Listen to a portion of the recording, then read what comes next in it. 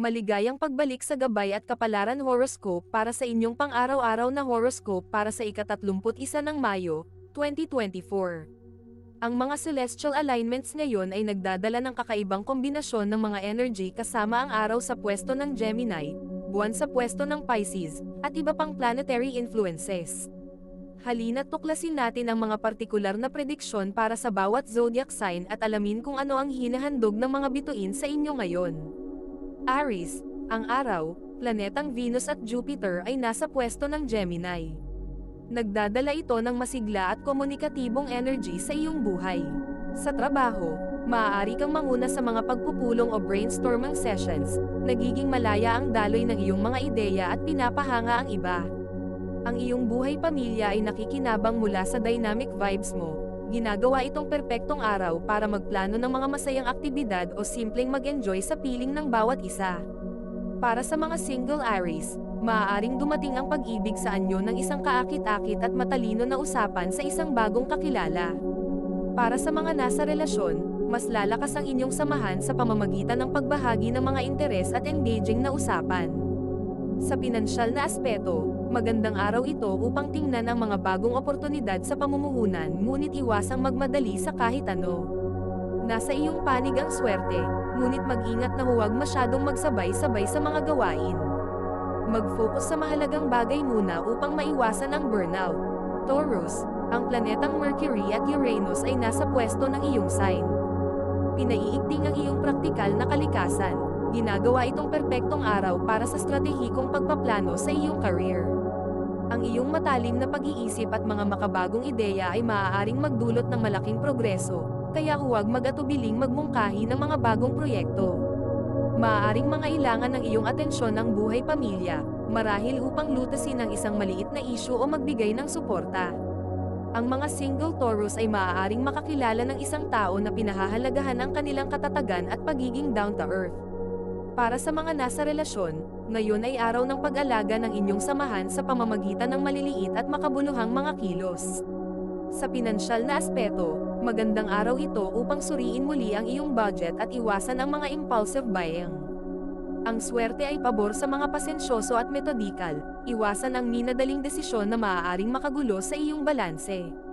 Gemini, ang araw, planetang Venus at Jupiter ay nasa pwesto ng iyong sign. Ngayon ay tungkol sa pagtanggap sa iyong masigla at komunikatibong sarili. Ang iyong career ay nakikinabang mula sa iyong kakayahang makipag-network at makipag-ugnayan sa iba, posibleng magdulot ng mga kapanapanabik na oportunidad. Ang mga interaksyon sa pamilya ay masaya at puno ng tawanan, ginagawa itong perpektong oras para sa mga pagtitipon. Ang mga single Gemini ay maaaring makahanap ng pag-ibig sa mga hindi inaasahang lugar, habang ang mga nasa relasyon ay mas lalalim ang koneksyon sa pamamagitan ng makahulugang pag-uusap at mga karanasang magkasama. Sa pinansyal na aspeto, ito ay pabor na araw para mag-explore ng mga bagong venture, ngunit mag-ingat na huwag masyadong ikalat ang iyong mga pamumuhunan. Nasa iyong panig ang swerte, ngunit mahalagang ituon ang iyong energy sa halip na ikalat ito. Cancer, ang buwan, planetang Saturn at Neptune ay nasa pwesto ng Pisces. Ang intuitive at empathetic na kalikasan mo ay nagniningning ngayon. Sa iyong career, ang iyong sensitivity ay makakatulong sa pagresolba ng mga conflict at pagbuo ng isang supportive na work environment. Ang buhay pamilya ay harmonious, at ang iyong nurturing presence ay nagbibigay ng aliw sa mga mahal sa buhay. Ang mga single Cancer ay maaaring makatagpo ng isang tao na nakakaakit ang kanilang pagiging emosyonal, habang ang mga nasa relasyon ay mag-e-enjoy sa mas malalim na koneksyon sa pamamagitan ng mga heart-to-heart talk. Sa pinansyal na aspeto, magandang araw ito upang mag-ipon at iwasan ang hindi kinakailangang gastos. Ang swerte ay malimit ngayon. Iwasan ang stress sa pamamagitan ng pagsali sa mga relaxing na aktibidad. Leo, ang araw at planetang Venus ay nasa pwesto ng Gemini. Ang iyong karisma at charm ay mataas. Sa iyong career, kunin ang spotlight sa mga presentasyon o negosasyon, ang iyong kumpiyansa ay nakakaakit. Ang mga pagtitipon sa pamilya ay masaya, may mga pagkakataon para sa pagbonding. Ang mga single Leo ay maaaring makaakit ng isang tao na humahanga sa kanilang vibrant personality, habang ang mga nasa relasyon ay makakaranas ng mas maraming kasiyahan at romansa. Sa pinansyal na aspeto, Isaalang-alang ang mga bagong investments ngunit iwasan ang mga speculative risk. Ang swerte ay pabor sa mga matapang, ngunit tandaan na balansehin ang kumpiyansa sa humility upang maiwasang pangunahan ang ibang tao. Virgo, ang planetang Mercury ay nasa pwesto ng Taurus. Ang iyong analytical na kasanayan ay matalim ngayon, ginagawa itong magandang araw upang mag-focus sa mga detalyadong gawain sa trabaho. Ang buhay pamilya ay nakikinabang mula sa iyong praktikal na diskarte, maging ito man ay sa pag-organisa ng mga aktibidad o pagplano para sa hinaharap. Ang mga single Virgo ay maaaring makakilala ng isang tao na pinahahalagahan ang kanilang meticulous nature, habang ang mga nasa relasyon ay makakahanap ng kasiyahan sa mga pang-araw-araw na routine na ginagawa kasama ang kanilang partner. Sa pinansyal na aspeto, magandang panahon ito upang suriin muli ang iyong budget at gumawa ng mga praktikal na desisyon. Nasa iyong panig ang swerte para sa mga masusing pagsisikap, iwasan ang overthinking sa pamamagitan ng pagtitiwala sa iyong instincts. Libra, ang planetang Venus ay nasa pwesto ng Gemini. Ang iyong social charm ay hindi mapapantayan ngayon. Ang iyong career ay makikinabang sa iyong kakayahang mag-mediate at magkaisa ng mga tao, na lumilikha ng harmonious work environment. Ang mga pagtitipon sa pamilya ay puno ng saya at tawanan, perpekto para sa pakikisalamuha. Ang mga single Libra ay maaaring makaakit ng isang matalino na tao, habang ang mga nasa relasyon ay mas lalalim ang kanilang samahan sa pamamagitan ng maayos na komunikasyon. Sa pinansyal na aspeto, mag-explore ng mga bagong oportunidad ngunit iwasan ang hindi kinakailangang mga risk. Nasa iyong panig ang swerte sa mga social interactions, gumawa ng malinaw at kumpiyansadong desisyon upang maiwasan ang pagiging indecisive.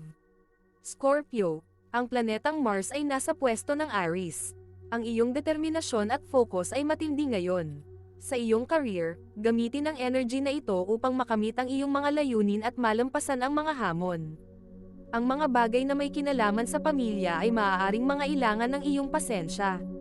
Ngunit ang iyong suporta ay napakahalaga. Ang mga single Scorpio ay maaaring makakilala ng isang tao na kamatch ang kanilang intensity, habang ang mga nasa relasyon ay mag-e-enjoy sa mga malalim at makahulugang pag-uusap.